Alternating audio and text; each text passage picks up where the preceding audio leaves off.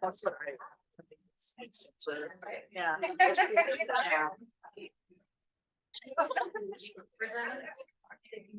Okay. Hi. For those of you who don't know me, my name is Kaylee Coletta, and I am the graduate student in speech language pathology here in DDBP. And today I'm going to go over the communication and language evaluation that we did with Sincere about 2 weeks ago now, which seems crazy. On the agenda, we have a couple of different things that I want to go over. I want to talk about the different assessments that we did with Sincere, as well as discuss some of the results and other observations that were included in the assessments that we gave, as well as some of the outstanding questions that I know a lot of us are still wondering about. So starting off, I want to talk a little bit about the assessments that we did with Sincere. We did 3 different assessments. The first one is a standardized language assessment called the PLS-5, which stands for the Preschool Language Scale. The PLS-5 assesses both expressive and receptive communication. So as a refresher, expressive communication is how we communicate. So whether that's through speaking or non-speaking behaviors, including words, gestures, facial expressions, pointing, etc. And receptive communication is what we understand or how much we understand of that expressive communication. So whether that's through listening, following directions, and other means. We also gave Sincere's grandma the social responsiveness scale, which is a caregiver measure that measures Sincere's grandmother's perceptions of Sincere's social responsiveness in natural context. So how Sincere communicates at home or other places other than at the hospital. And we also gave a structured observation of social communication. I kind of refer to this as like a baby ADOS, kind of like an informal ADOS. It's very similar to the free play aspect of the official ADOS, where you just present a series of toys and you just kind of engage with Sincere and kind of see how he communicates during play. And we look for play behaviors as well as social communication. So the rationale as to why we chose these assessments, the first one being the need for a comprehensive evaluation of communicative abilities.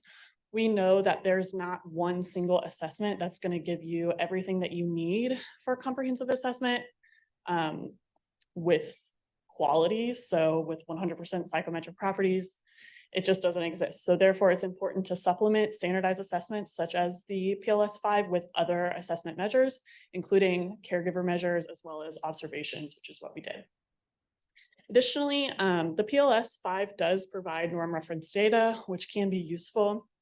So in terms of norm reference data, we're talking about we can compare Sincere's results to a group of his same aged peers and kind of determine where he falls in terms of his communication skills compared to the norm. Additionally, we value caregivers' perceptions. So this would include Sincere's grandma. Because we're only with Sincere for an hour and a half max during the evaluation, whereas Sincere's grandma and his mom are with him every single day of his life. And so we really want to take their perceptions into consideration when we're doing a comprehensive assessment, no matter the discipline. Additionally, the structured observation in play allows for rapport building, which I think is really important because you really want to get to know Sincere as a kid, not just a patient. And I think it's really important to get to know him, build trust with him, kind of figure out what he likes, what he doesn't like. That way you're not just kind of like treating him as a patient, you're kind of treating him in a more holistic way. So getting into assessment results, this is going to seem like a lot of information. I'm about to throw a lot of information at you. So if at any time you don't understand what I'm saying, just let me know. So in terms of the PLS-5, I'm not going to go through every single one of these for the sake of time. But for the 2 sections, he either exhibited it or he did not. And if he did exhibit the behavior, it's listed on here. So we either observed him doing it during the evaluation, or his grandmother reported that he can do the action. Same thing with receptive communication. When I go to the next slide, If it says did not exhibit, we did not observe it during the evaluation, or his grandmother reported that he does not do that action. And everything in the did not exhibit category are language milestones that he should be completing based on his age, which is that norm. Hey, sorry. Yes. Do you know what Zoom link we are in? Does anyone know? Bradley sent a message saying he can't get into the Zoom link and wants to be sure which one he should be in. He messaged saying it's just telling him that he's sitting in the Team One Zoom, but it says host is in. Oh my God, yeah, sorry, I forgot to admit him. Okay. Sorry. I think he's in there now. Brad, I'm so sorry. I don't, how do I tell if he's in here? You have to drag it. It says he's. I think that he's in here. Yes, I'm here. Okay, oh, I am so sorry. No, it's totally fine. Okay, Thank you, sorry. yeah, no, you're fine. Oh my gosh. Okay, so as I was saying, so if it's listed as exhibited, he did it. If it's not, he didn't, he was supposed to. And also there's a way more detailed report of this, obviously in EPIC. So these are some of the expressive communication things that we observed. And then this is receptive, same deal. If it's listed, he did it, or his grandmother reported that he does it. It's under the did not exhibit, we did not observe it, and he was supposed to, or grandmother reports that he does not do the action. I'm more worried about this kind of chart here that talks about the standard scores and percentile rank. As you can see, when you score up the PLS5, it kind of spits out a bunch of numbers at you, gives you a standard score and a percentile rank. The standard score, don't quote me on this because I got a B- in statistics, but the standard score represents how many standard deviations the raw score is away from the average. So basically the standard score just kind of tells you how below or above or within average that score is. And as you can see, the interpretation for both expressive and receptive communication is severely below average. And this is the norm reference data. Therefore, Sincere is severely below average compared to his same aged peers. First percentile rank, you would think that that is good. It's not. So if you're in the first percentile rank, that means 99% of the population is performing at a higher level than what you are at same age. Jump scare. So this is a bell curve, obviously. So we're kind of familiar with this. Anything in the middle is considered average, and we tend to think of 1.5 standard deviations on either side is considered average. I put a star on Sincere's standard score of 50, which as you can see is in the extremely low range. And there is a, it's kind of hard to see, but this very bottom scale here is his percentile rank. So if he's at 1 over here, you can see that 99% of the population is doing better than him, his same age peers. Yes. I don't think you will, but oh, I really can hear you. I don't know that you'd ever show that to a family. Obviously. I know Sally has said that the graphs really help to get an understanding where you are. But no one would want to see their child score with a star at the end of the graph. Yes, but this is just for your guys' understanding. I wanted to get a visual representation. I know standard scores and percentile ranks can kind of be overwhelming to people who don't deal with them on a daily basis. So this is just kind of a visual representation. But as Elizabeth said, that we wouldn't want to show parents this. In terms of the SRS, like I said, this is the caregiver measure.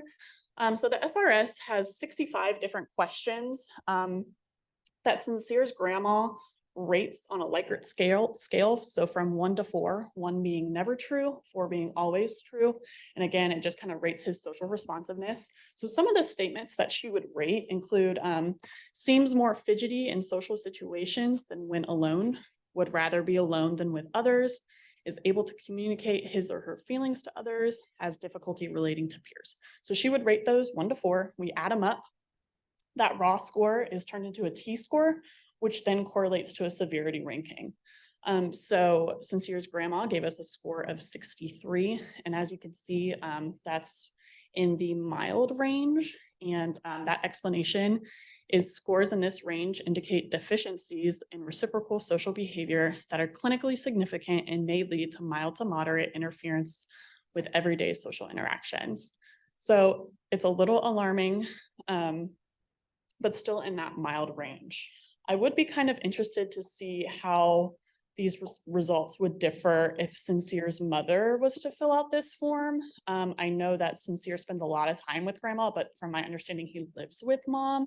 So I would just be kind of interested to see if these scores would be super similar or if there would be a larger discrepancy between the two, but I don't have that information. So just something to kind of keep in mind.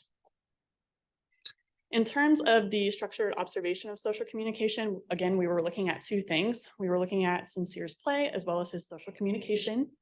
During our evaluation, so starting off, I think it's kind of important to note that he was a little grumpy with us. When he first came in, he was absolutely distraught because grandma had forgotten a Paw Patrol figurine in the car. So he had a really difficult time transitioning into the evaluation room.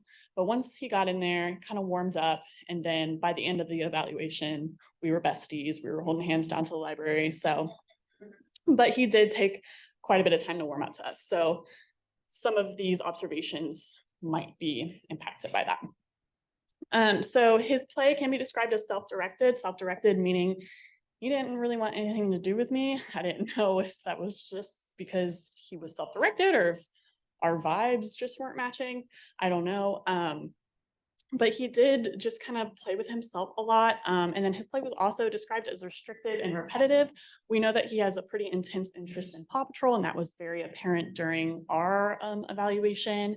And we did see some repetitive play, meaning like lining some blocks, which is considered repetitive.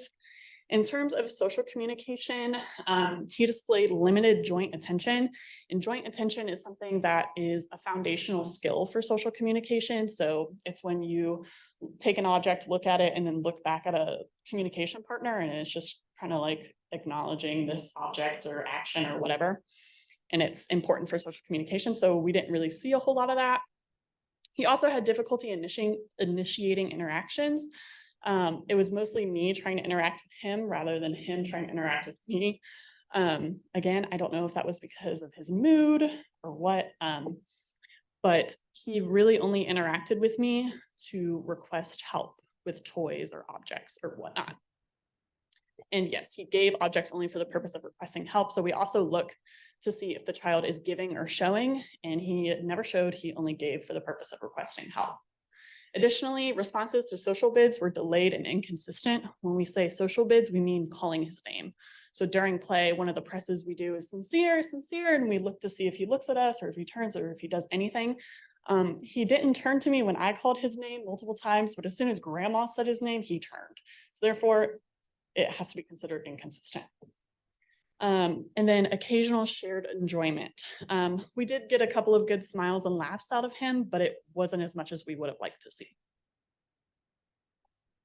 And then additional observations, just nonverbal communication in general.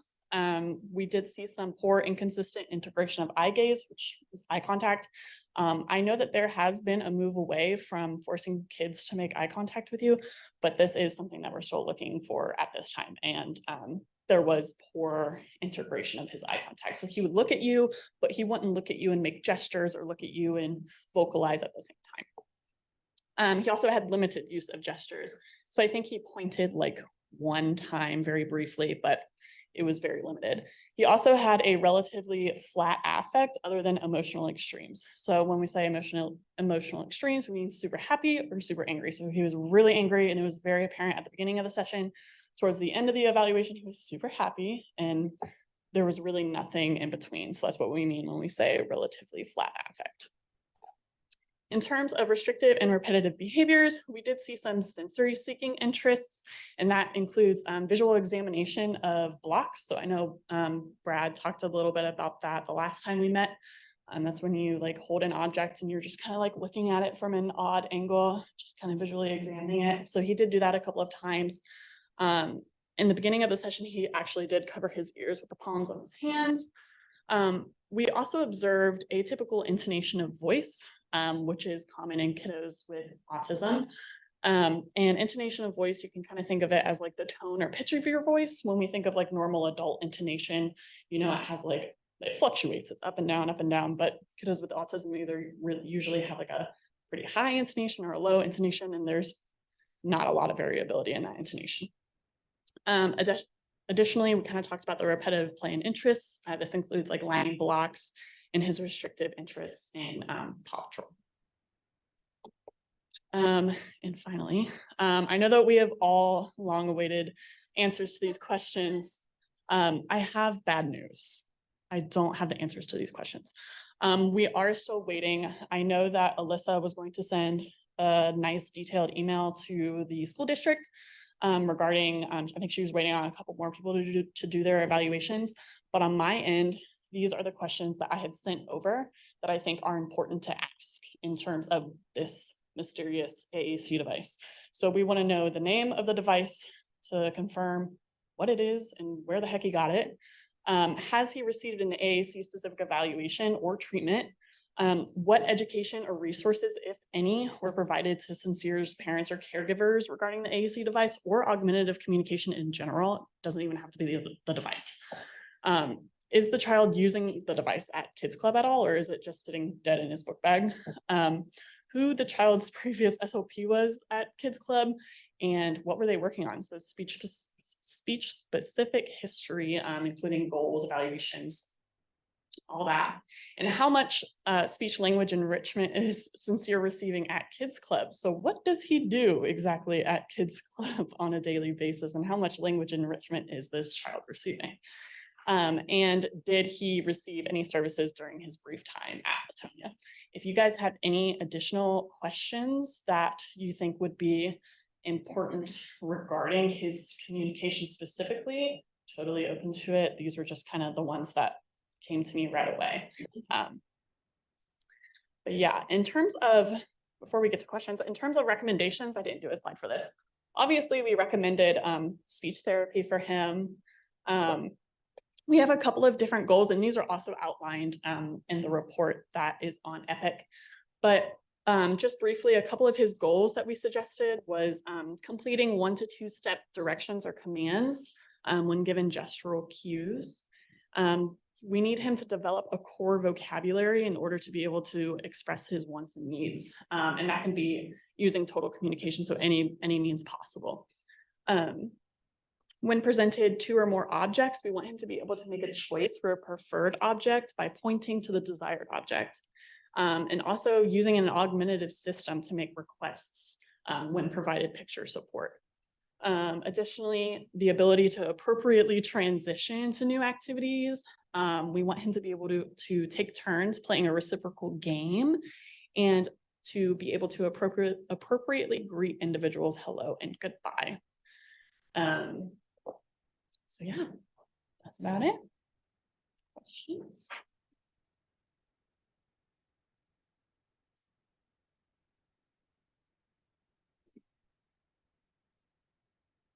I can't remember if this is new information or if we talked about it at the first visit, but Ruthie and I did end up asking Grandma just like a couple more questions about like the device. She did confirm that he has not used at home, at least, any like sort of picture board. He doesn't use the AAC device at home, or at least specifically when he's with Grandma.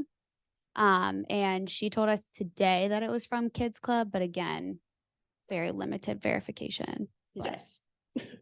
Okay, thank you. That's helpful. Just for kind of my understanding of like speech, the goals and kind of recommendations that you guys put together, is that in collaboration with the caregivers, or is that just things on your guys's end? Like, does the family have things that they're specifically looking at to work on? So we actually, yes and no. These are basically based off of things that we talked about with Grandma, but also based off the assessment. It typically is off of the assessment, but we also like to collaborate with grandma to get her perceptions and what she thinks is important for him. Yes.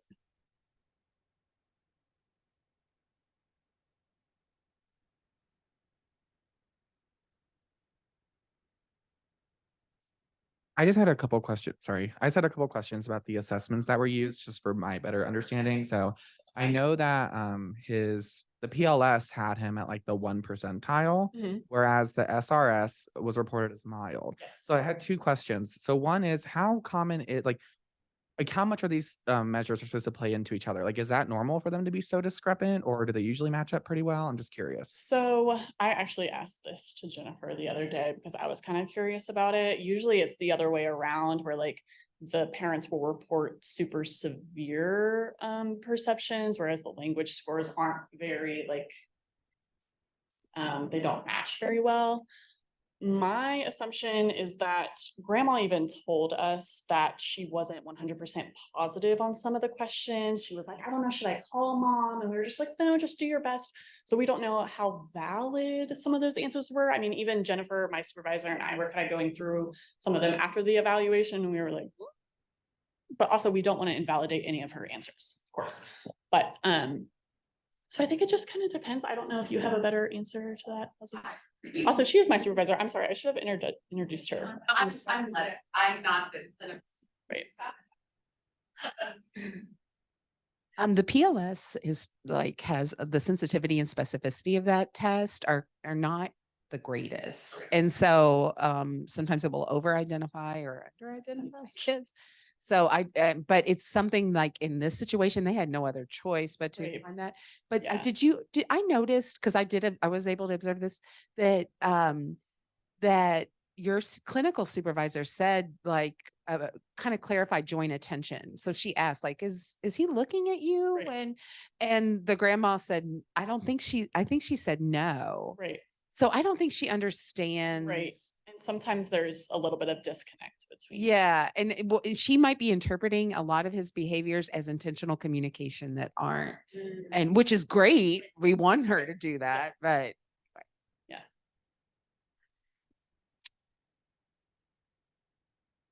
It's been years since I've used an SRS, but from what I can remember, there are also a lot of questions that place higher demands on actual spoken language. So if they don't have Yes. skill, Yeah. then it would get marked as a 0 And because it's more of like the language is behind, not the social intent is behind. So that might kind of mess with that score too. He doesn't have enough opportunity to use his language socially because his language is so behind. Helps. But again, it's been like 10 years. Right. Yeah, no, that makes sense. You did an excellent job with your presentation, and I really appreciate it. I loved how you shared your reasoning behind using both parent report items and a standardized test that you administered. And there's value in both, but rarely do either one of them project a full picture of what's going on.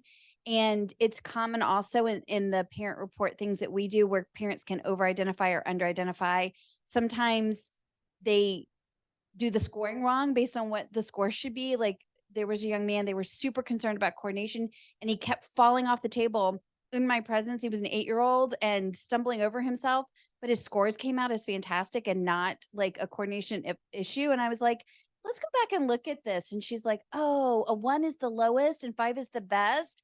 Like those things happen. And it's a super great question you asked, Simon. Thanks for asking. I guess so. Yeah. So my second question, and it sounds like I think you guys already all answered it. I guess I was just gonna like regurgitate it to make sure I'm understanding correctly. It sounds because my second question was just like when there is such a discrepancy, like how do you know like which one to kind of go more off of? And it sounds like it's pretty much it's like talking to that mom or the grandma. She was like, I wasn't even sure if I was answering the question super well. So it sounds like it's okay then in that instance. So give a little bit less weight to the SRS compared to Right. the PLS or something. And that's why it's important to kind of take into consideration the comprehensive assessment. So all different elements of the assessment when making a differential diagnosis.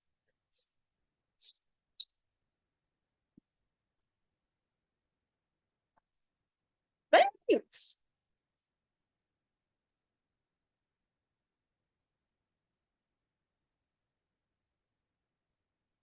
Everyone, this is only the second PowerPoint I've ever built.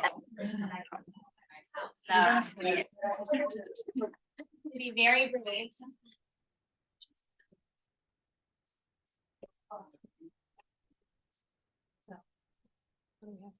what I have to click. There's only a couple slides on it too.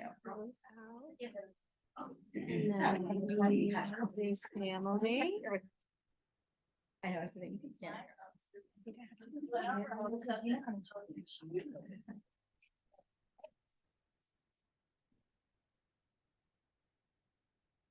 Brad, are you seeing Julie's slide? Yes, I am. It's not in presenter mode quite yet, but I can see the slides. Work on that. Presenter mode now? Yep. Awesome. Okay.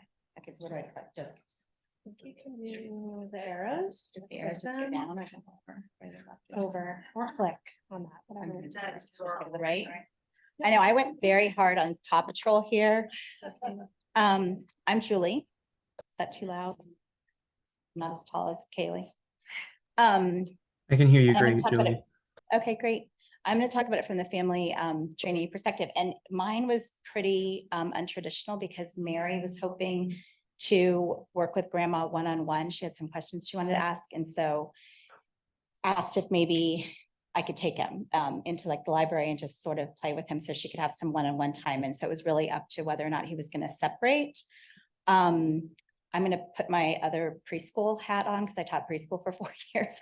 And so I went to Matt and did pick up the one and only Paw Patrol book we have in our library, just to kind of arm myself with something to make myself appealing. So it worked. He jumped into my arms immediately. So I'm really just going to talk pretty much about the observations that I saw. I think it was pretty incredible that he was willing to separate as easily from grandma. He practically ran out the door in my arms. I carried him right out. He did a lot of informal playtime, pretend play. He did sit still and allow me to read the book once through, which anyone who has little kids, you always think that should take longer than it does. And so he was not willing to listen to it a second time, but he did sit and very attentively like listen to every page. And I did turn on my preschool voice. So it was very animated and loud. Even holding me, he likes a really hard touch and he wants to be squeezed right back. So I tried to use a very commanding animated voice with him and it worked. But he was also able to follow one-step directions with me when he was being carried in. We did lights on, lights off. We were in the private room and he had a huge giggle about that and was able to do that. He actually dropped some of his cereal on the floor and went to eat it. And I said, no way, that's dirty. And, you know, I tend to almost shock kids out of something just with like, like, no. And then they look at me like, whoa, she's crazy. But it worked, you know? And so then he looked at me and was able to identify dirty and clean. Because then I threw it in the trash and said, this one's dirty. And then he picked the dirty ones out of my hand and one by one put them in the trash and was funny. And he used a pincher grip, which was very interesting and pretty easily fed himself still pretty well with that. I did notice he used both hands equally. He did not show dominance with the crayons. Pretty weak grip. So as firm as he was in like the stuff around him, he did not have a lot of strength in his hands whatsoever. He was very gentle looking at the book when I gave it to him. There were some rough patches on the book and he did not want to touch them. And I kept trying to get him to touch the little rough gold bars, but he would grab my hand and direct me over it for me to touch them, but he was not going to have anything to do that. When looking at the book, he noticed the farmer on 2 separate pages, and he would kind of go back and forth and compare them quietly. I mean, he wasn't really communicating particularly well, but I mean, with any language, but he clearly noticed the farmer, and the farmer is not a key player in the Paw Patrol story. So he must have stood out differently and was able to see him. So I thought that was worth noting. He was very affectionate and silly with me. I think Kaylee was super sweet and so he was very fun. So looking at that in the brief communication that I had with grandma, it was much very conversational and casual. It was not really specific. I think time is a huge challenge for this family. The one thing when I put my preschool hat on is just understanding intentional play learning. I think there's a ton of things that they could do at the home that she just might not know about. I'm happy to give her my homemade Play-Doh recipe. He won't die if he eats it, but it's just to strengthen his hands. You know, I used to smear yogurt on a mat on the table and let my son finger paint with strawberry yogurt and mix blueberry yogurt into it. Getting him to touch things and kind of like play differently. It was interesting with the coloring page we gave him. He appropriately grabbed the green crayon and colored the stem of the pumpkin green, and he did the pumpkin orange, and that was with 0 direction. So I was kind of impressed with that. So I think learning a little bit more about attentional play, and I think I'll, on the next slide maybe, I think him not being in a preschool setting and not having any OT or PT, I know I learned a lot from the therapist that I worked with to kind of go home and hide bean bags under pillows or, you know, things to just play, and I would incorporate my other kids with it. So I was thinking maybe bringing the little brother into it and making it more of just like play. I mean, there's time for free play, but there's lots you can learn in doing that. So to that point too, I think the other challenge is daily consistency. I think he moves around quite a bit. So anything goes at any spot he's at, it seemed like. So there wasn't really like a routine or consistency from being with dad occasionally to being with the aunt to being with grandma and then at home, and everyone seems busy. So my goal is pretty simple. I think he needs to be in a structured routine program, and he needs to be in school because she's definitely running a risk of losing him just because it's the law. So he needs to be in school, and I think he would greatly benefit from those routines. So those are my recommendations. I think routines are super, super important. I think even if grandma could have a simple laminated card that is like, good morning, Sincere, we're gonna brush our teeth, we're gonna get dressed, we're gonna have breakfast. I mean, just to get that repetitive thought process every morning, like same language. I mean, it's just kind of using it over and over, playing games, learning to take turns. Flashcards are awesome. I said all the different craft stuff. We used to stamp with apples and peppers. You just dip it in paint. You can use Kroger paper bags. So none of this has to be expensive, but it's just a matter of getting him to use his hands and choose differently, like from an apple or a pepper, like which way does he go? But gripping that apple is a huge muscle for him to work on. Kaylee and I talked, and I think it's important that she be open maybe to learning simple signs. I think to your point, having him make his own decisions, yes, no, thank you, please. Simple, more, you know, allows you to say, I want more French fries, you know, but it empowers him rather than her just putting it on the plate. He gets to choose if he wants more, or frankly, just saying all done. There's amazing videos on YouTube. I think it's Miss Patty maybe is the one that is pretty animated and loud and sing-songy. And I mean, grandma could just pull it up on the phone, and that might help move his communication and choice along. So to that point, I would say to collaborate with everyone, collaborate with social work and child life and what we have here at DDVP, and definitely with speech language. I think that they need a lot of resources and just a new way to interact with him. It sounds like he just kind of has a lot of alone time playing with his figures, and you know, you could take 30 minutes out of the day and make an enormous difference, and then have that supported through OTPT and school, in my opinion. Any questions? I'll say that it was an unconventional appointment or engagement with the family, but Julie was amazing with him. She just went right into her preschool mode, and he just took to you. You were his, as the other person said, his best friend at the end of the appointment. So while Julie was engaged with him, I spoke with grandma and just let her know about the navigation services, about Julie going to the LEND program and being part of that, and gave her my business card and just told her that the team will work together, that at the diagnosis sharing session, then that's when, you know, all the recommendations will be given and shared with her. And I'd be happy to help. I mean, I know child life, but even just putting together like so inexpensively at the dollar store, you could put together a craft basket to send them home with. And I mean, there are just ways to do it. And I'd be more than happy to put my Play-Doh recipe in there too. It's very simple. Julie, I just wanted to say how great I thought your observations were. Yeah. Just, you know, really fantastic, you know, really rich observations and your ideas too were, I think, just really great and really family friendly. And so, Thank and your you. PowerPoint was great too. I know, I really went hard on the Paw Patrol because I found the pictures and it worked. That seems to be his thing.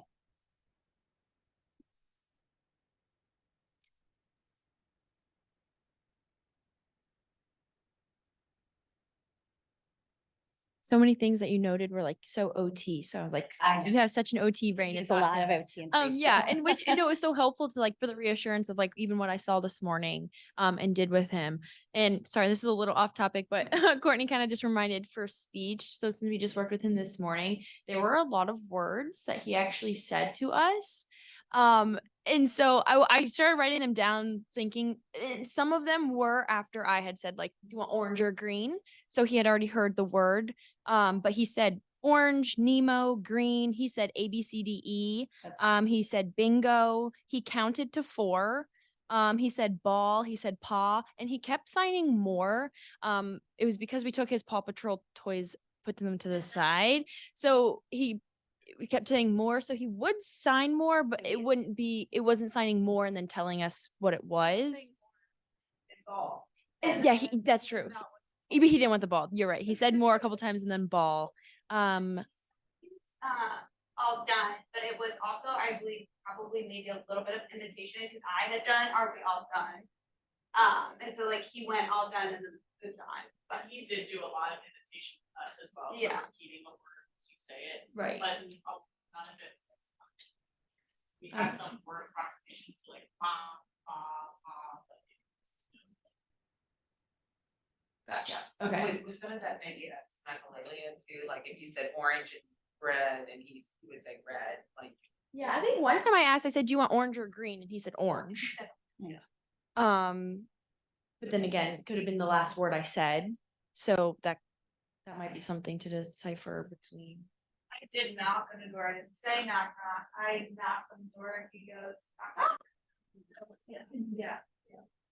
And I saw that in your note, Taylor.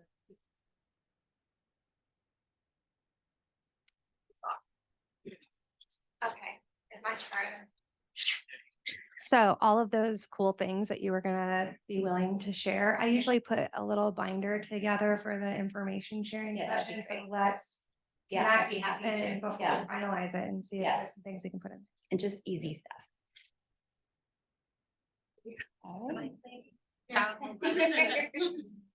So I was gonna say, Grandma was not, she doesn't feel guilty for this and we wouldn't want her to feel guilty for this, but she very much likes her role as just playing with him. And when I say that, I don't mean playing with any intention. So Julie has discussed with me the fact that just trying to inspire Grandma to think about, even in play, she can work on skills. And the benefit of when he gets engaged with therapy, then the therapist will have suggestions and recommendations, and then trying to put them into your day some way.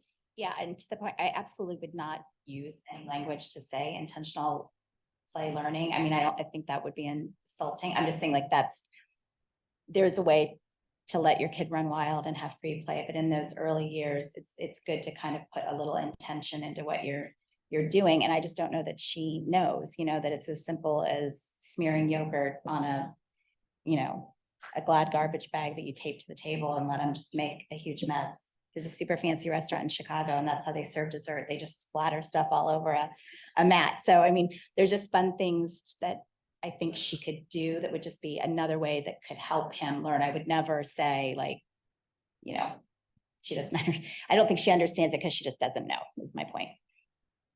Also, I'm glad that she's comfortable with everyone to be open about that. This is what we do. And yeah, being comfortable and can share that. And so my statement wasn't any way in saying that you would imply that to her or make her feel uncomfortable. I just want to help her. I think because I think he can, there are skills to build on. I don't know what that will look like in the end, but there are definitely skills he can build on, in my opinion. Yeah, now that you have an established connection with them, then it'll be really nice Just come find me or give me a heads. Yeah. I'll lay At on. the ISS, it'll make it, what do you think? Lindsay, I think it'll make it a lot more easy to provide the recommendations and suggestions. Yeah, but I'll be happy to give you my recipe. I was just gonna, Yeah, I know, right? Yeah, you can use it too. I was just gonna say grandma today during our appointment, she did talk about making cookies with all of the grandkids and that she tries to include him. And I forget what the other activities, but she talked about multiple activities. Yeah, taking him out to games. So I feel like she would appreciate some activity ideas that she could use with everyone. No, I think in the beginning, like maybe more, sorry, Brad. Like if she's doing it with all the grandkids. it would Julie, be will you very- stop a second? I'm Because sorry. I want to capture what you're saying. I'll be right over there. Sorry, that's exactly kind of what I was. On. Oh, there it is. Exactly like what you're saying, but I think when she's got all 6 grandkids there, it's super easy to lose him in the mix because he's like the quietest wheel in the machine, you know? So he's there, but if she could like one-on-one when the others are in school, I mean, he needs to be in school, but if he's not in school right now, just having that little, I mean, it only is 20 minutes, like anything you, frankly, any small child, the prep it takes to get ready takes longer than the actual activity, you know, they're in and out of it, but I think that real, just honing in on just him would be beneficial. Or maybe scaffolding the cousin. Yeah. Because- And bringing them in. Yeah, because she. Bringing them in too. Yeah, I heard her. Trying to be respectful. No, I hear you. I heard her say that in Kaylee's eval about the cousins being important and like she tries to include him. And so there's a lot of research about using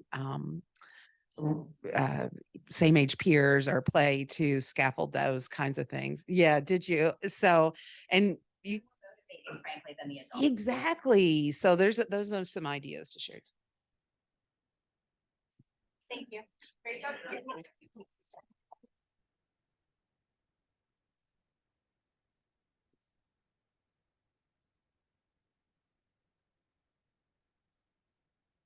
Anyone else? Like maybe.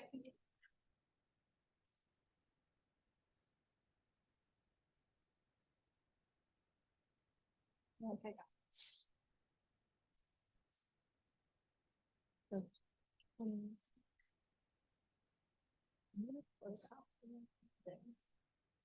Yeah, like that.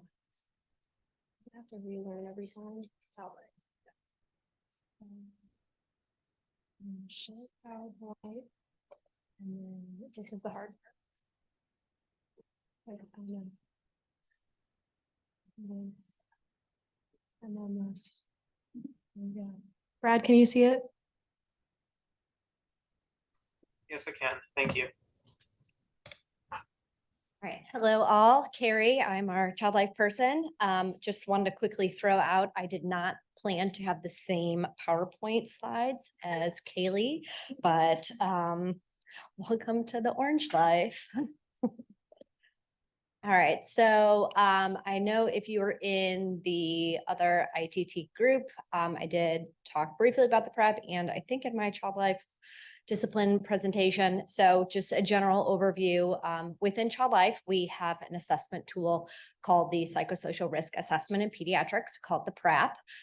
So any child life notes, you should see this hopefully in every patient's chart note that we complete this assessment tool. We can use this as a kind of pre-assessment, and we're looking at the risk level of a patient to experience psychosocial distress related to healthcare experiences. So I completed this with both ITT patients, and we have 3 categories where someone's at a low, moderate, or high risk.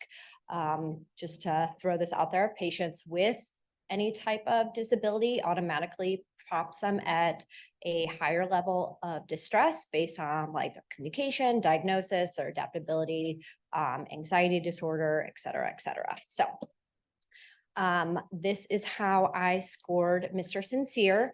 This is through my observation and through questions with grandma, because some of those things I can observe on how much anxiety and distress he has in my encounter, while other things like how he adapts and his temperament, what his past healthcare experiences are. So he is at kind of a low moderate risk score.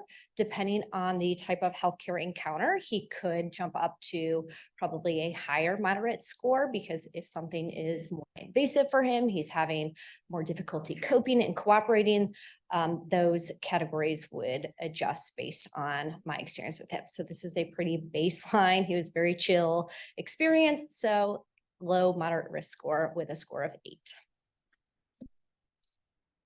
So being in the adaptive care team, I kind of went through some of the questions that I would ask families, doing an intake to see what information I could get from them. I was fortunate to be able to ask a lot of questions with grandma, going over some healthcare kind of type experiences on what he's experienced. So going through some of the stressors and triggers, some of these have already been covered, so I'm going to try and skip over some of them if people have already mentioned it. So some non-preferred demands, denial of requests, so really not getting what he wants, and being told no. Some of that is related to the iPad or tablet use that he has at home and out in the community setting, or waiting to have those preferred items. So like his Paw Patrol toys that we've seen, or again, the tablet. And grandma said, really, sometimes he gets stressed if he's not following a specific routine. So if they're driving home to, say, mom's house, and they're going a different direction because he wants to go to grandma's house. So kind of delineating from a routine that he wants in his mind, not necessarily the routine that they're actually on. Reactive behaviors, grandma just said crying and screaming, and it usually lasts about 10 to 15 minutes. So not a lot of behaviors that she reported. So when he is upset, some comforting strategies, really just giving him time and space, leave him alone, low stim environment. She said that if he is around his cousins and it's getting a little bit overstimulating, he just removes himself and goes into a different room with whatever activity or item he has.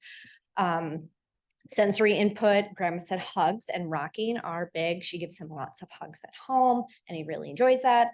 Obviously his tablet and videos, looking on kind of YouTube and finding some things that he likes.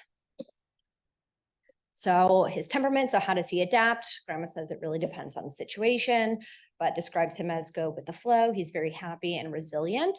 Like I said, some upset if the routine he wants is disrupted, but not necessarily just routine in general.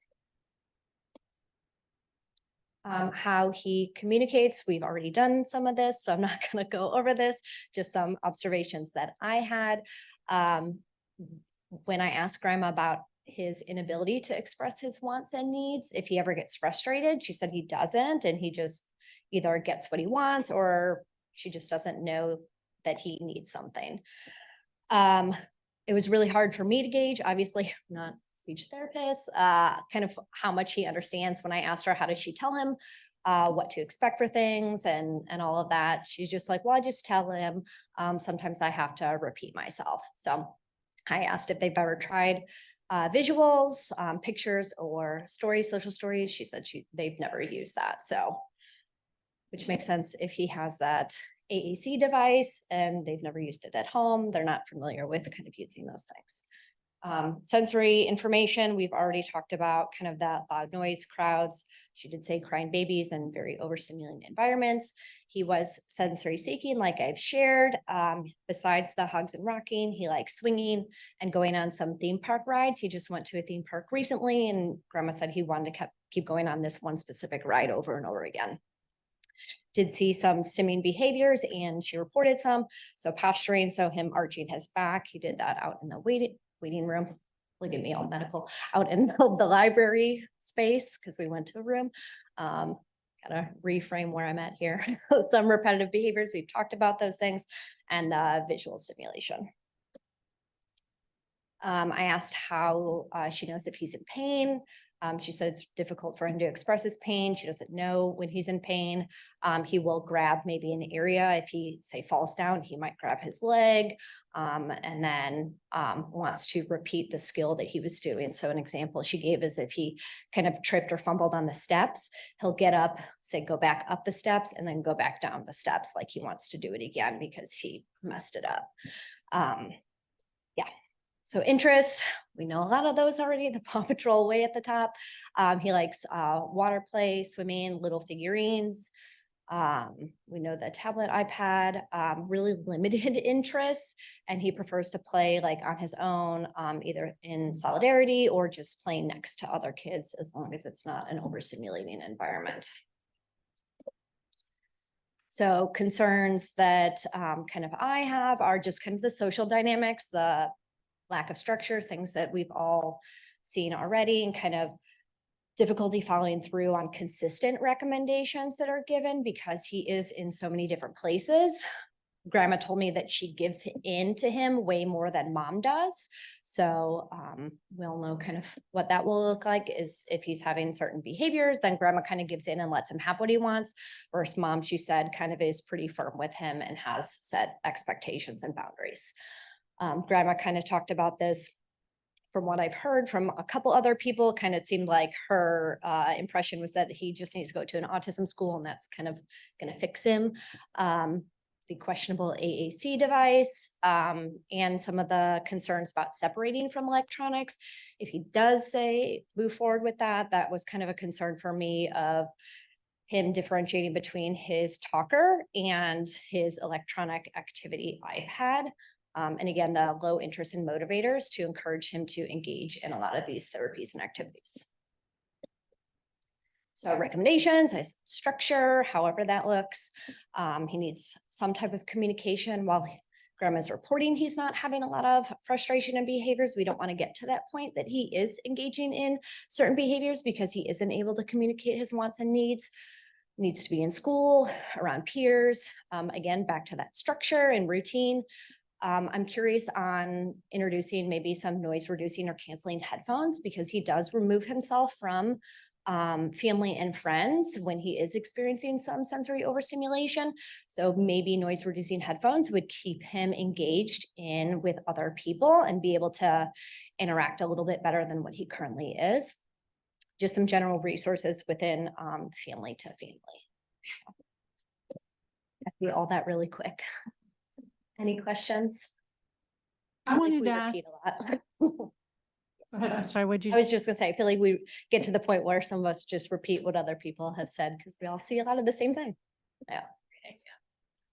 So I was wondering, I hadn't heard the comment before that grandma thinks if he goes to autism school, that will fix it. So will you elaborate on that? Yeah, so she, you know, I was kind of like, you know, what do you think he needs? And she just said, well, he just needs to go to an autism school that will help him. That's gonna, you know, not necessarily fix it, but, you know, that's gonna kind of help him. And that's what he needs. He just needs to go to an autism school and kind of not putting together that they're going to school is not where we do all of our learning. It is some, it helps set us up, but we have to do a lot of learning and have that structure and things like that to reinforce that learning from school or therapies. Also has to happen at home, not just in the school setting.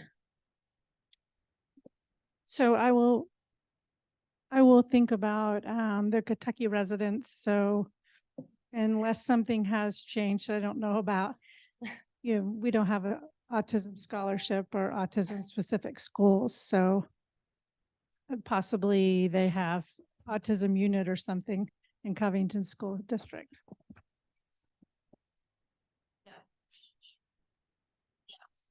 You mentioned one of the concern is a lot of follow-up therapies at home.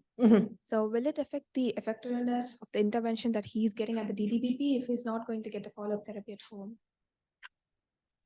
Yeah, I mean, that's like what I said, we have to be doing things at home as well. And it's a lot from what grandma has shared of having multiple other children, like 6 kids in the home at one time. And so to manage 6 children, especially one that might need a little bit more support and needs, and that lack of structure and the inconsistency of the limits is a concern of being able to effectively work various therapy programs.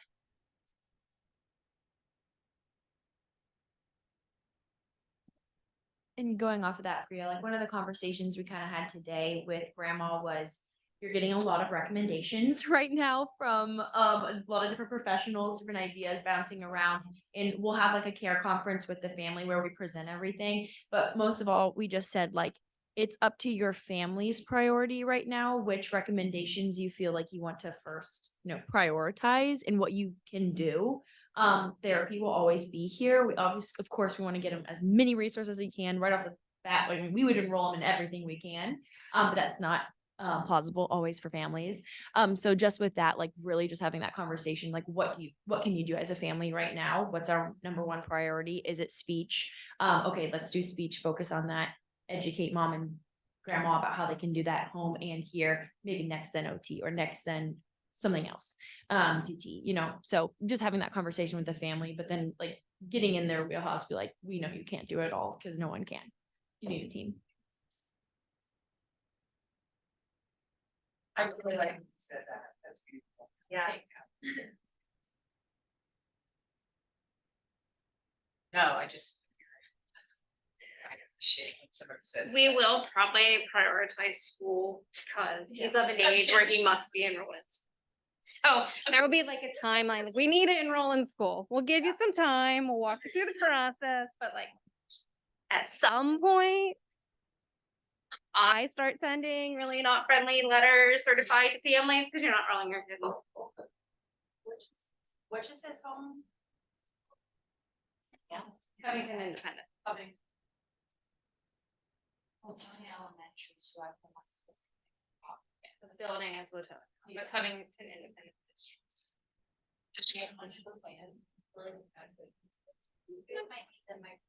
No, there is no, to our knowledge, no homeschooling or declaring that we're homeschooling and notifying our district in writing and keeping all of the required documents to show that we're homeschooling. What I've heard is like, but mom said they have a plan once our evaluation is confirmed, that they're gonna enroll them right away.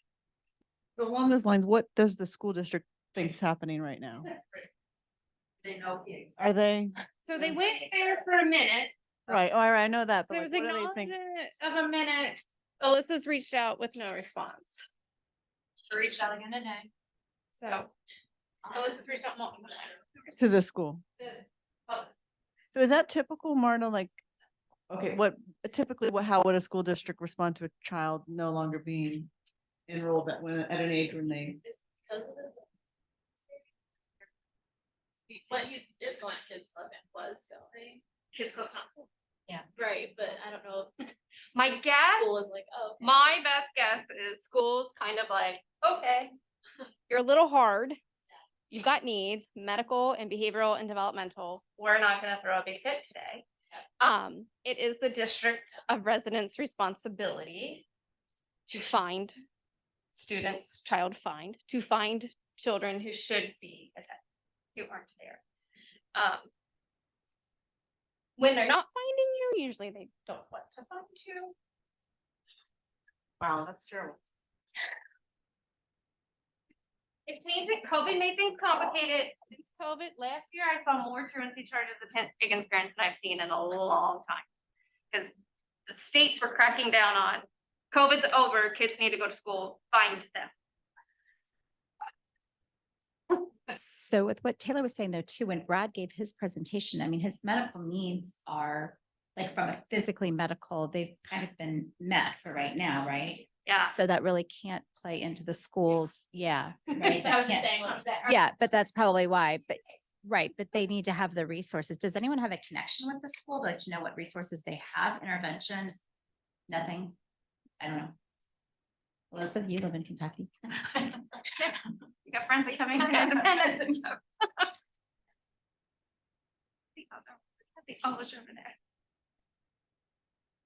Julie, I can't answer that. So sadly, it's an urban school. So I think Marta has a pretty good handle on what's probably going on. they're going on past experience, even the brief time that he was there. And so I think he's just getting lost in the mix. It is disturbing and not proper that they're not responding to our outreach on finding out what the situation is. I would say, like, certain schools have specific resources, but what really needs to happen is he needs to be evaluated by the school to determine what his needs are, and then they need to meet his needs. And when that doesn't happen, then they need to get involved in using the legal system to make that happen. And we believe there's an IEP, which is what we're like asking for, is the IEP that was written by the district. That's what we're trying to track down while we're reaching out to them. And we're like, hey, we think he did this because he went for a while. Can we like check it out? Get some, understand what his needs were at that time, which may be different because that was a year ago. So maybe he looks different at school. But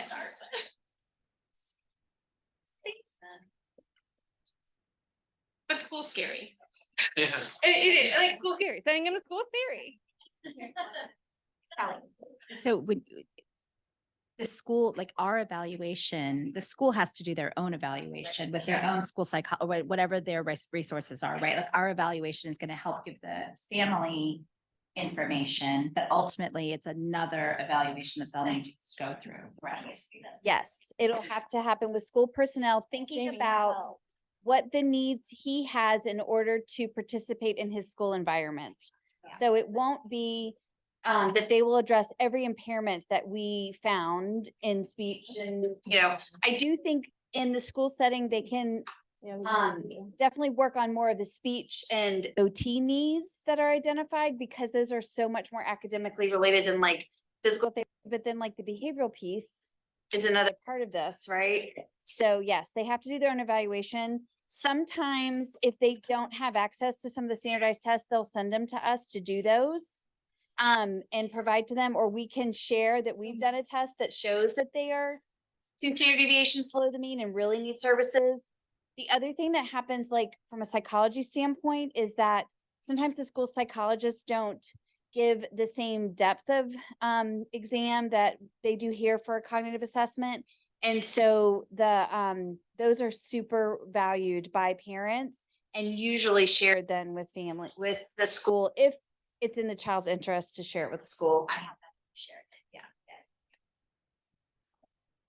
In this case, will Gretchen be able to, when the time is appropriate, help us with that transition into school and getting him set up with a appropriate IEP? Plans to call mom, so Gretchen, we can't talk about that.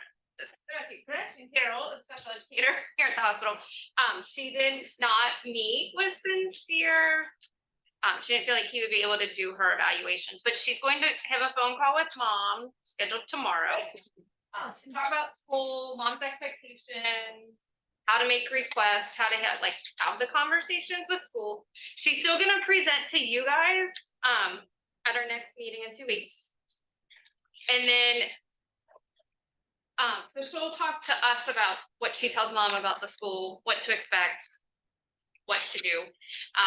And then she typically does stay involved with our ITT cases for a little bit afterwards. So like, even if mom starts the enrollment process and wants Gretchen to call in for like the first IEP meeting, she usually tries to make that happen. We can talk about Gretchen's role later at the hospital.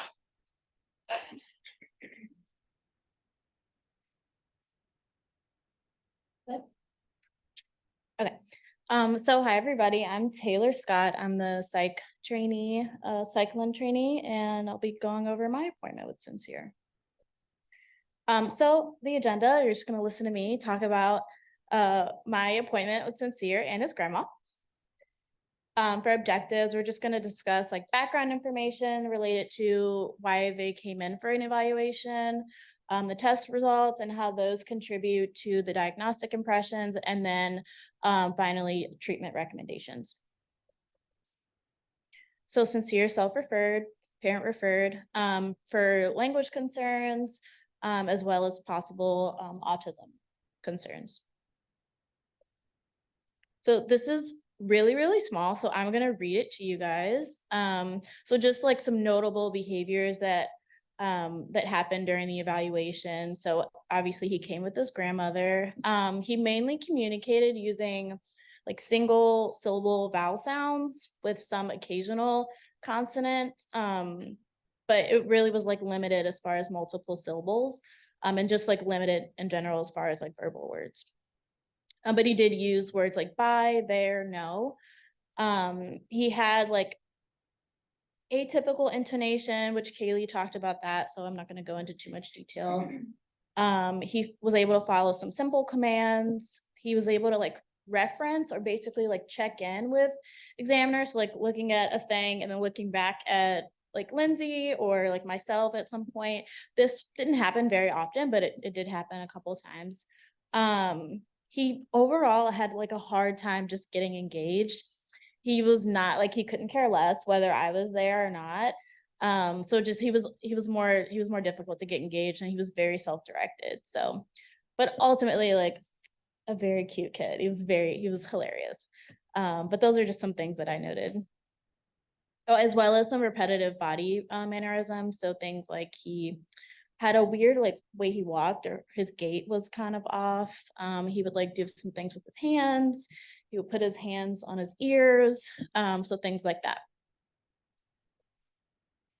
So I'll go over like the measures and just the rationale, or like why we gave those specific measures. So related to cognitive and developmental concerns or testing, we decided on the lighter, which is a nonverbal measure for cognitive skills. Lindsay, so the setup of the appointment, this might make better sense. So I talked to grandma during the DI, and while I was doing the DI, Lindsay was doing cognitive testing. And then after I did testing with him. So we ultimately decided that, just based on talking to Kaylee and like other people that had interacted with him, and decided he probably wouldn't be able to sit through a DI while I talked to grandma and he like did other things. Sorry, diagnostic interview. So basically I asked lots and lots of questions to grandma or whoever the parent is there. Sorry. So we ultimately decided that while I do the DI, Lindsay did cognitive testing, and ideally, or like in a perfect world for a kiddo that has nonverbal, is mostly nonverbal, the lighter is like the ideal measure, because it doesn't depend on a lot of language. There's not like, as the examiner person giving it, you're not saying a word, like you're communicating via gestures. Lindsay tried to give that. He was not having it. He wasn't really engaged, wasn't interested. And ultimately, I think his skills were too low to even give that. So she had to shift gears in the middle and give the Mullen scales of early learning. And this is typically given to younger kids.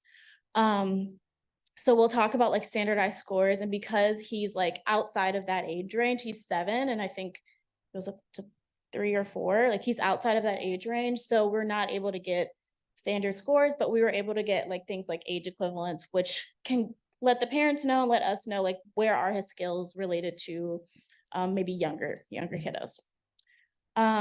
We also gave the Vineland, which is a scale for adaptive functioning. So basically the parents fill out a really long form with lots of questions about like just caring for himself, basically things that you do day to day to be a human, right, to function.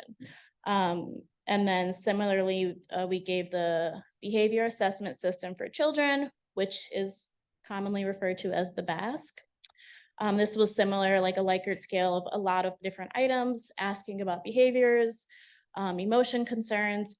And I think we ultimately decided to give this one as opposed to something that's more narrow. I actually consulted with Bradley about this, asking him like what he thought, like what were his observations, and he said something more broad-based would be better, I guess like a better use of our time.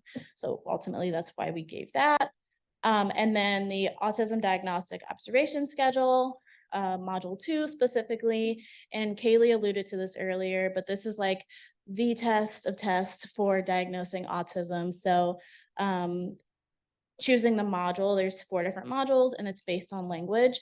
And this was another trickier one too, because Sincere's age, he's older than we would typically give a client with a mod 1, because that's based on like limited language, words, phrases, and he doesn't have a lot of language. So a lot of the toys are based on developmental level. So for like younger 2, 3, 4-year-olds. So that was something we had to kind of navigate and prepare for, maybe the toys being too young for him, but ultimately I think it was okay just because of his some of the things we'll talk about, some of his developmental concerns.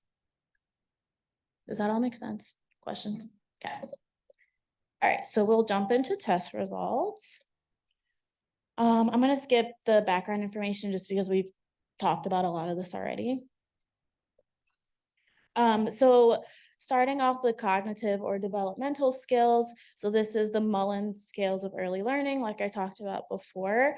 Like I said, we weren't able to get standard scores just because he was outside of the standardized age range for this measure, but we were able to get age equivalents for each of the domains. So the first domain or area was visual reception. So basically what was he taking in, right? So that age equivalent worked out to be 27 months. So that's about where his skills are. His fine motor skills are at about 24 months. And his receptive language is at 14 months. And then finally, expressive language is at 16 months. So significantly under what you would expect for a kiddo, his chronological age. But that's typically, or looks like where his skills are across the board there.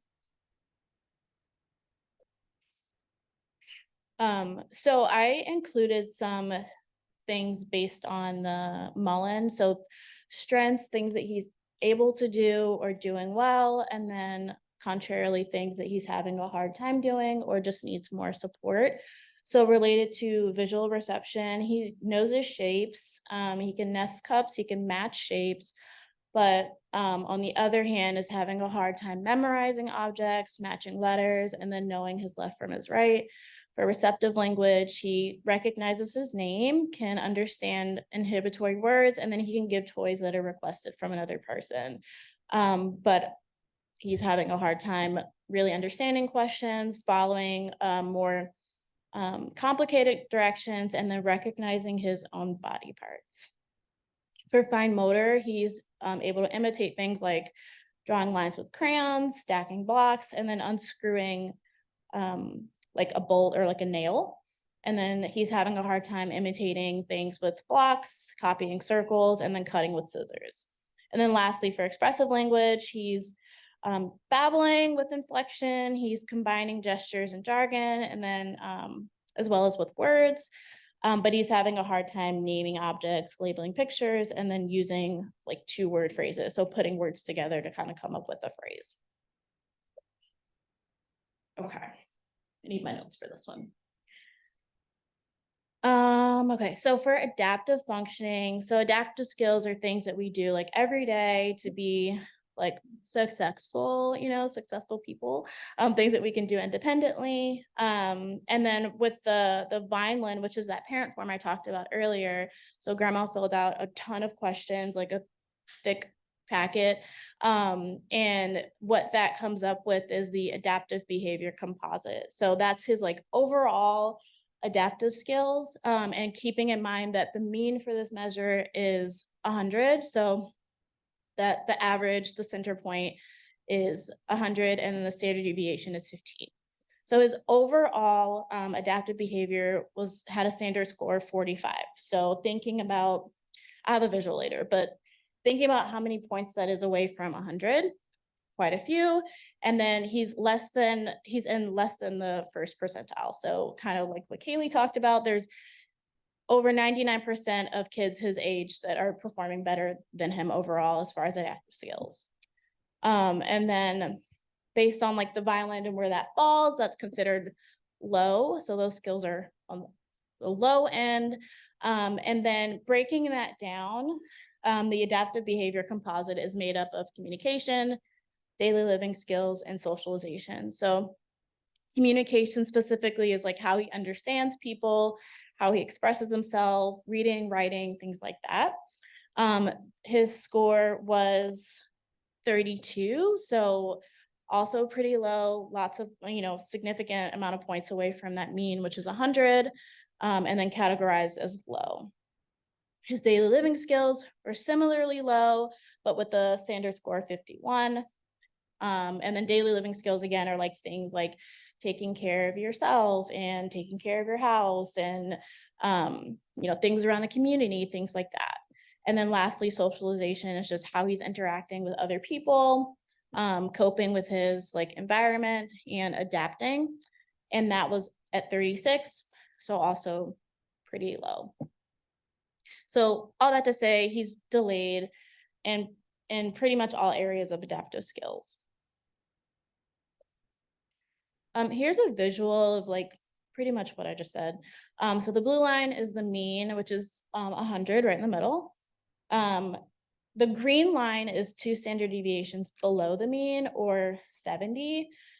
And I found this picture is not great because it cuts off right at 55, but 55 is what, 3 standard deviations below the mean, and Sincere's adaptive skills were at 45. So kind of off the chart in the not so great way, right? So lower than that 55. So again, like pretty delayed.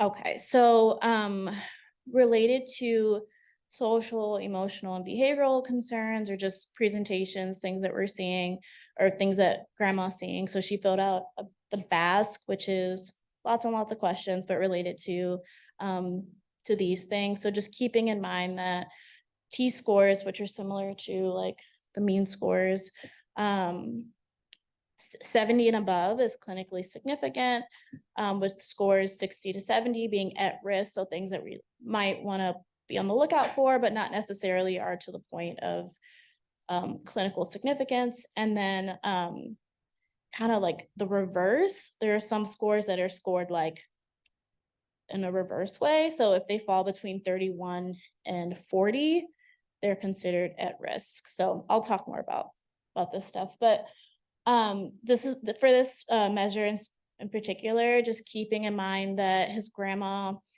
there's built-in validity in the BASC. So basically his grandma is either reporting like overly negative, so maybe perceiving some of these behaviors as more negative than they are, or they're just like significantly impacting him in a negative way. So it's hard to tell, but nevertheless, it's something that we're gonna, I guess, interpret with caution, or just kind of be leery of going in as far as interpretations. Yeah. All right, this is a whole cluster, so I'm gonna try to just pull out the important stuff. So good thing is most of the scores that his grandma reported or that we got were mostly normal. But there were some at-risk scores, so like on the cusp for atypicality. So atypicality is related to like unusual behaviors, unusual, sometimes like perceptions. And then we'll talk more about this later, but this is typical, like as far as elevation in this type of presentation, for what Sincere is exhibiting. I don't know if that makes sense, but withdraw is like basically exactly what it says. So that was at risk. So he's not really interacting with other people, is kind of keeping to himself. So his grandma rated this like at the at-risk level, and then similarly for ADL. So kind of at the cusp, not really like overly significant, but just kind of right at that level. And then clinically significant scores, so like 70 or above, were things like social skills, not really engaging with people, leadership, so like self-directed in terms of like social relationships, not necessarily like leadership, like we know it. So it's kind of confusing, but and then functional communication. So like using language to get what he wants, to make requests, basically to get his needs met. That was at the clinically significant level. And then adaptive skills was also at the clinically significant level. So consistent with some of the other things that I reported on from the Vineland. But yeah, so those were the things that stood out as far as what grandma reported on this specific measure. So the ADOS, which I've talked about a little bit, but it's kind of the go-to measure for diagnosing autism. And it's really play-based. So there's a lot of like free play. There's opportunities to engage in like some routine play, social routines like peekaboo, imitation. And these are the things that we're looking for in kiddos that are the things that we would see for kiddos that are typically developing, right? And we're also looking for things like rigid and repetitive behaviors, sensory sensitivities, things like that, those things that really help us to diagnose autism specifically. So that's what that is. And then I'll go over some things that I observed during the ADOS. So some notable things that, Sincere demonstrated, he had lower verbal skills, but he did have some vocalizations. They were not easily understood. I didn't know exactly what he was saying some of the time, but he did have vocalizations and a few words. They were not directed. So when we talk about directed, like I'm talking to Carrie, I'm talking to Carrie, right? My words are intended for Carrie. Like he didn't have much of that. So that was like pretty ongoing throughout the ADOS. He didn't have any echolalia, kind of like what we talked about before, like me saying something, him saying it back. And that might be probably was because he had limited language. Across the board, inconsistent eye contact, not really integrated in his gestures or verbalizations, which ultimately impacts the quality of his social interactions if he's not integrating eye contact to say like, oh, like I'm talking to you, I want this thing, right?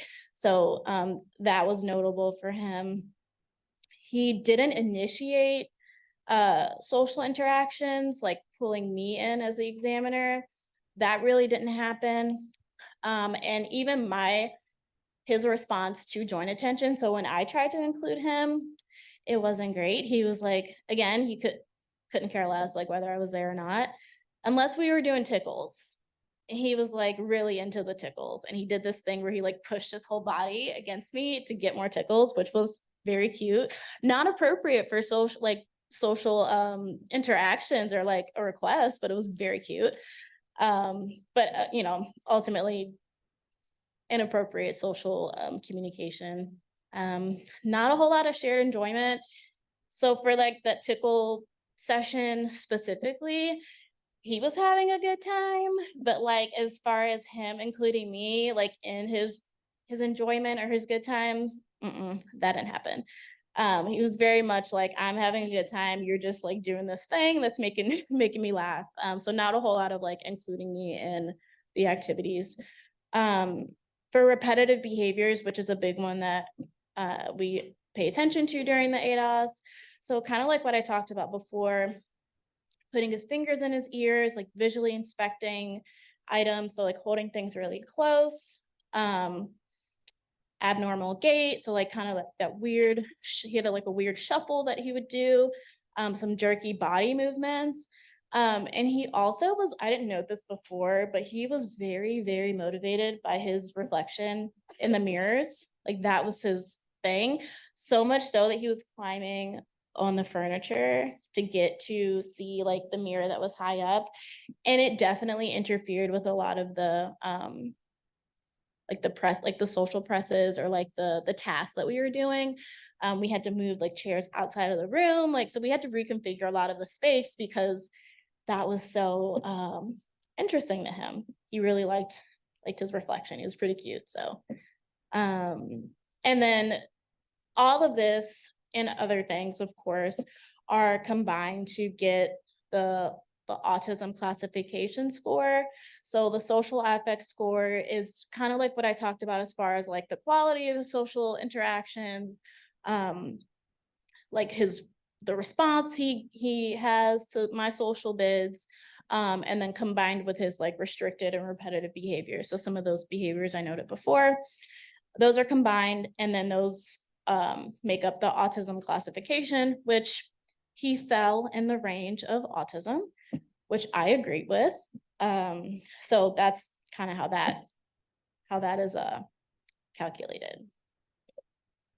Okay, so for diagnostic impressions, using the diagnostic interview or the DI, the parent report forms, the ADOS, and then behavior observations, Sincere meets criteria for autism, specifically with intellectual disabilities. And the intellectual disabilities piece is important because it incorporates that cognitive piece as well as like the adaptive functioning piece. So because those both are significantly delayed below what we'd expect, that kind of puts him in the criteria or puts us in the mindset of ID. So that's typically, or that's kind of what I came up with as far as diagnostic presentations. But I think like the thing that is not on this slide is that he has like a lot of really good skills, kind of like what we talked about before. I think he does want social interaction and like would seek it out. I think he just needs to know how to do that. Because he's a great kid. Like he's pretty agreeable most of the time. And I think he was he was engaged some of the time, but I think he just needs a little bit more direction as far as like what to do. And like considering he's 7 and missed out on a lot of probably like crucial intervention time, I think there's a lot of like great skills that I think are kind of being overshadowed, I guess. Make sure I'm covering everything. Yeah, okay. So recommendations, no surprise, he needs to be enrolled in school.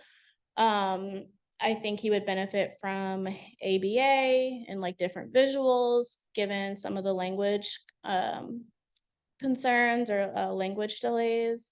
I think this family would do well with some sort of family navigator, family advocate, just because we know how challenging some of like, the red tape with schools and just like the systems in general. And I think it's clear that they've kind of been shuffled around a bit and may not have the support that they might need.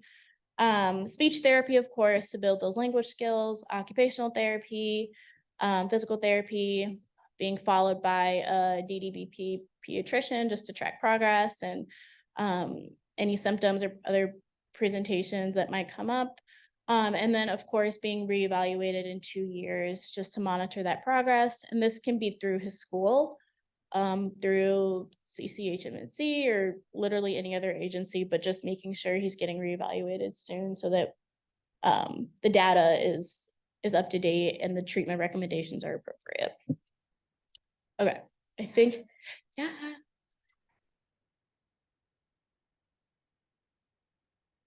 Sorry, you're doing on. Thanks. I can't help myself. I love talking. No, and another reason why we wanted to put the reevaluation in here, and we talked about this, there's been a lot of effort getting this child physically healthy and not a lot of effort targeting his developmental skills. And so we don't really know what his response to intervention is gonna look like. We don't know what school, once he's in school for a couple of years, maybe he'll get better at test taking. So we just want to make sure we have accurate and updated information. I think that's all I had for slides. If y'all have questions, let me know. So.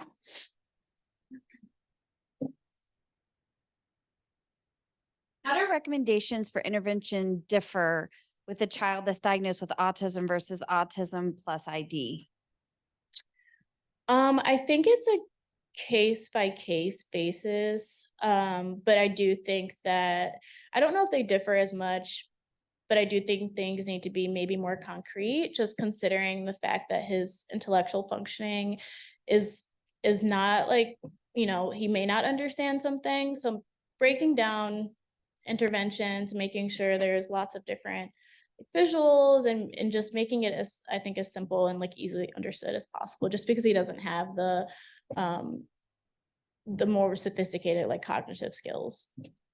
But I think generally the interventions are the same, generally speaking.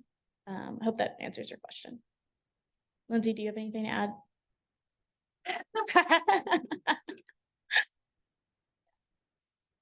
Would you qualify for any additional services, I guess? Would be my question. Because of the diagnosis, that would be a very question. I think the amount, like the amount of intervention would be a little bit higher. So if we had a 7-year-old with a average IQ that was going to school and doing just fine, kind of floating under the radar, but like pragmatically was struggling, we would still recommend speech therapy. But this kid needs to start at the beginning and get some kind of functional communication system. He needs more than school-based speech therapy. So it's just like the level of support would be higher for ID versus without ID. Is that? Should stand up instead of turn. I have a question about the diagnosis of ASD with intellectual disabilities. If you had been able to get more of an IQ score, would you have been inclined to do like mild ID versus moderate ID more specifically? So I didn't include that in the slides, but it's moderate ID. And yeah, I think just the motivation piece, I think played a big part, like him maybe not being oriented to like testing and, you know, making sure that effort was like there. Yeah, so if we were to get a more like standardized IQ, I think that would be impactful as far as mild versus moderate down the road. Yeah. Okay, great. I love the way that you highlighted like the positive things too at the end of this. That was great. Nice presentation. Thank you. Yeah, I will say that I observed when Julie was working with him that he picked up quickly on imitating the task that she was doing. Mm-hmm. And that's, I thought it was interesting. I had noted and pointed out to her that, and she had seen it too, the fact that he was comparing the pages in the book. Yeah. And that was something that kind of stuck out to us. That's awesome. I love that he was able to imitate for you, because the specific task where I asked him to imitate, he was like, no, lady, I'm not doing that. So I love that.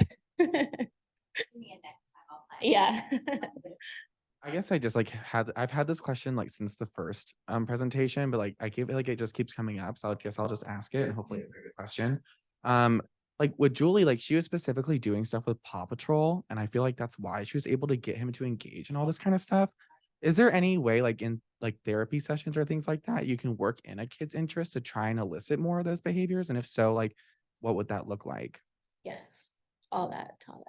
I think specifically, like you could use Paw Patrol as a reinforcement, like, you know, any one of the therapists, if Anna wanted to work with him and say like, do this exercise, I don't know. And then you can watch a Paw Patrol video, like for sure, you can use that as motivation and therapy. I think for assessment specifically, I think it messes with like the standardization of things. But for sure, like you can still use like, okay, we're gonna do these tasks and then we can take a break and color Paw Patrol for sure. Like that's definitely an option. Yeah, absolutely. Any other questions?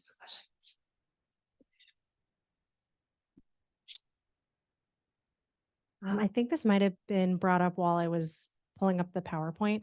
But what is the overlap going to be with this evaluation and schools, knowing that school is going to have to do an evaluation as well? And like in everyone's experience, how can those differ, or how do they integrate this information with their own testing? That's probably a pretty broad question. From my understanding, like I know schools aren't so inclined to like if they have this report and they have the data, anybody correct me if I'm wrong. I think it eliminates a lot of like them trying to pull him out of school and like find somebody to do the testing. So I'm thinking if family comes and is like, we have this report, you know, they would be inclined to use it and they may not have to retest. However, please feel free to chime in because I could be very wrong. They have to take the reports into consideration. From there, the response is different from different districts. It's almost a district by district. And even within certain districts, at certain ages, like Cincinnati Public, we send them all the evals for preschool, and they're like, great, they have autism, we can send them preschool. They do one meeting with the school team, and it's done. So it depends. They have to take it into consideration. They have to read it. I recently had a family email me say the school said they quote took it into consideration and they disagree with it.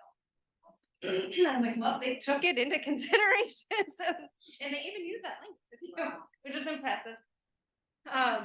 So, and that was like a rural Ohio school district. So it depends on the district. It depends on their resources. It varies. They are supposed to read it. And Grits is going to help with those pieces. So how to present the information, how to share this with school, how to make requests, how mom can make requests for things that she would like to see, what to put in writing, when to put everything in writing, all of those pieces. So Gretchen's going to help her kind of navigate that system, but it does look for our 2 ITT kids this semester is going to look very different. I was just gonna chime in on that too. You are, Sally can correct me, but like, we were in a very good school district, but you're still at the mercy of the school district and how they're willing to interpret it and how many, you know, Joe happened to be born in 99. It was an enormous class of 2,000 kids, you know, so there were a lot of special ed kids, right? So they only had so many resources. So he had an IEP, but he was probably up with like 3 other kids. So I mean, I think you have to fight for the best that you can get, but you are kind of limited by what they have to offer. And every school district is different. So I think they take it under consideration. That legally probably covers them, I guess. For presses, ABA Center called Positive Solutions in Northern Kentucky does take Medicaid. No, they don't. That's a lie, and I will fight with that lady. Well, that's my sister. Okay. And she just talked to the. Oh my gosh.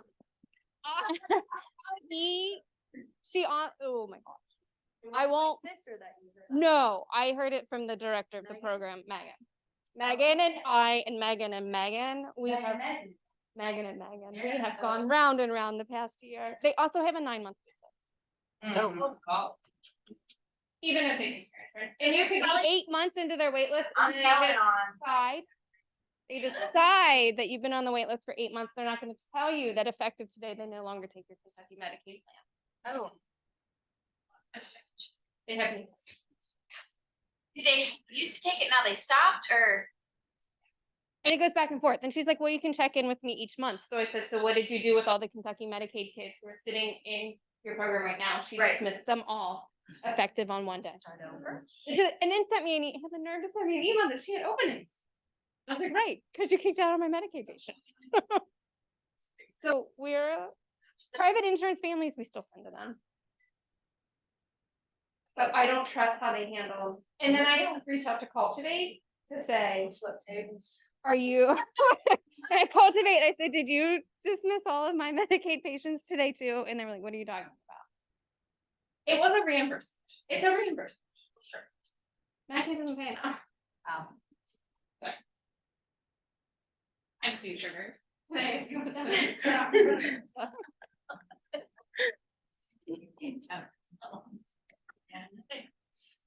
Any other questions for me? All right, cool.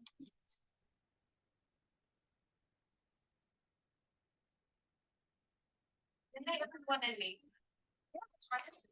Mason, literally the pastor. She's like, anybody has. Mason, yeah. We did take it. You're not gonna make her. They can't cross. Okay. That makes sense. Oh, gosh, yeah, no, that's why I'm like, why? I just trying.